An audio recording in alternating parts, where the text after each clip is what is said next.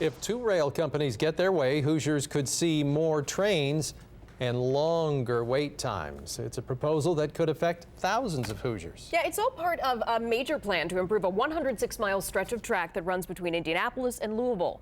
IT8's Bennett Haeberle looks at where the project stands. Bennett. Lori and Eric, if the federal government approves this, cities from Indianapolis to Louisville will see increased wait times. But in Columbus, the city will see a jump from 2 to 17 trains per day, an increase the mayor there calls alarming.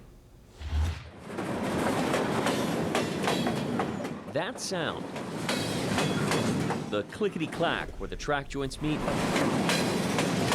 is a reminder to John Goldman that his railroad needs a makeover. That railroad has to be upgraded, and we need to get to a bigger rail where we can run heavier cars as well as faster trains.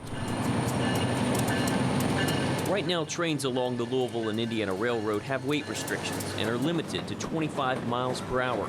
To change that, CSX is willing to spend up to $100 million to upgrade the tracks, replacing shorter, noisier sections with longer fused rail. In return, CSX could use that line and take advantage of a shorter route between Louisville and Indianapolis. This is very good for the economy of Indiana, in particular southern Indiana. So it comes right through the community. But supporters like Economic Development Director Jason Hester say it's just what Columbus needs to attract manufacturing jobs. From an economic development standpoint, we see this as a good thing.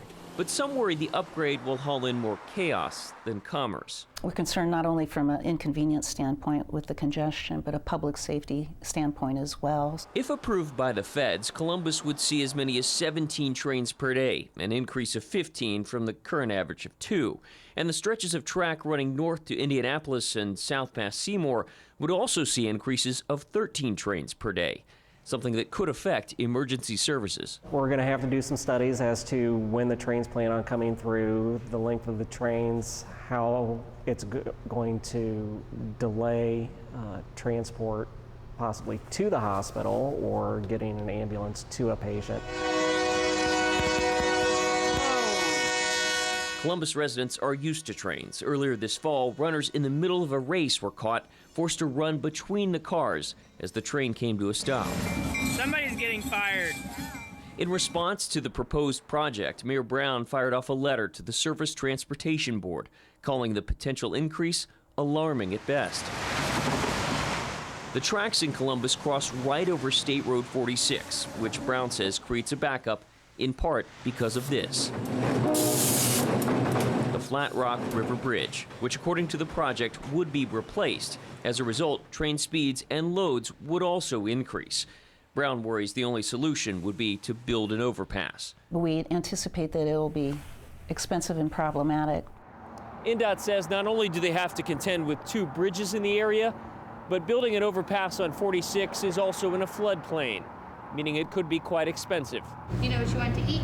Expensive is a dish not easily swallowed to those inside Jill's Diner. I just don't think taxpayers should have to pay for it. I don't know who would fund that. Is that something the railroad would contribute to? Well, we will support the idea in any way that we can. As far as a financial contribution, we typically do not contribute much, if any, to those types of projects. With no train money, that could create a situation where a largely privately funded project creates a public problem that must be fixed with public money. I think if they want to do it, it should be on their cost. Well, John Goldman says the increased traffic on the rails will pull some of those semis off of state highways and interstates.